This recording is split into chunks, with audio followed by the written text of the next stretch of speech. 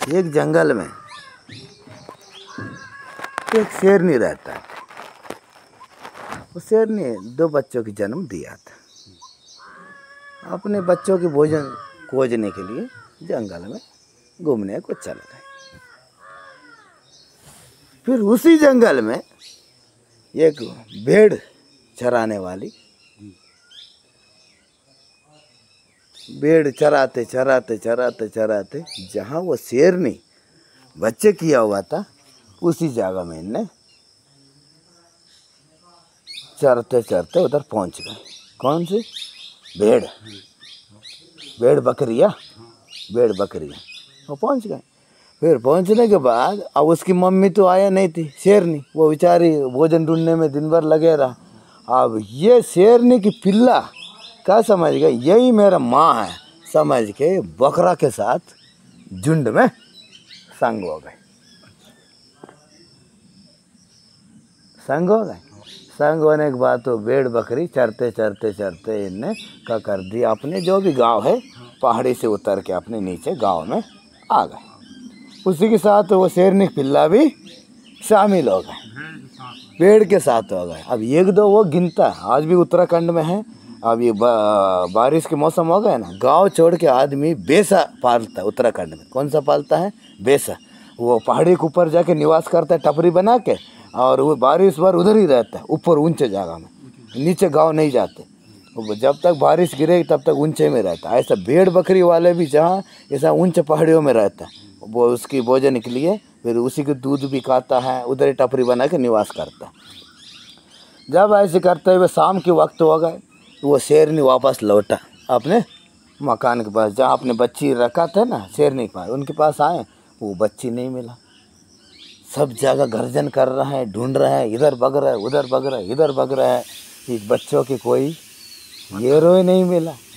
अब ये क्या कर दिया, भेड़ के बकरा के साथ ये दोनों शेरनी वो मिलजुल गए। 1 दिन 2 दिन 4 दिन 10 दिन 15-20 दिन बीती गए। वो धीरे धीरे धीरे धीरे बकरा के साथ ही बड़ा होते रहा है। शेरनी है भाई पिल्ला, शेर की बच्ची घास फूस ही खाते रहा। क्या खाते रहा? घास ही फूस ही खाते रहा। वो बेचारी माँ शेरनी रोज आए उसी जगह में देखे बच्चों की, मेरा बच्चा कहाँ, मेरे बच्चा कहाँ, फिर उदास हो जाए शेरनी। फिर 20 दिन 1 महीना के तदनंतर कुछ समय के बाद, 1 महीना 2 महीने के बाद, फिर भेड़ बकरी चराने वाले उसी दिशा में गए जहाँ शेरनी बच्चा दिए थे, उसी दिशा में फिर गए। फिर जाने के बाद जैसा वो माती उधर थे ना, अंदर गुफा में बैठे रहा, जैसा भेड़ बकरी देखे गर्जन किया, आवाज़ किया है ढाड़ा। अब डांटते हुए क्या कर दिया, चिल्लाते हुए। जब ये सब भेड़ बकरियाँ इधर उधर भगे फिरे, अब भगे फिरने के बाद इनको देखा गए, अपने पिल्ला की शेरनी पिल्ला देखा गए, अरे ये तो हमारी बच्ची है। उनके पास भगने की कोशिश कर रहा है, वो भी भगने लगा। शेरनी पिल्ला के सामने खड़ा हो गया, तुम क्यों भग रहा है? वो बोलता मैं भी बड़ा बकरा हूँ। क्या बोलता है? बड़ा बकरा, मैं बड़ा बकरा हूँ। जब इनसे भेड़ बकरी तो सब भगी गए, जब उनकी दोनों बच्चे के रुका को कहता है तुम बकरा नहीं है, तुम्हें शेर है। तुम बकरा नहीं है, तुम्हें शेर है। नहीं, मैं बड़ा बकरा हूँ। हाँ वही क्यों 3 महीने 2-3 महीने उनके संग रह गए, वही आदत पड़ गए, घास फूस खाना, पत्ता खाना। भेड़ बकरी कैसे निवास करता है, ऐसा रह गए।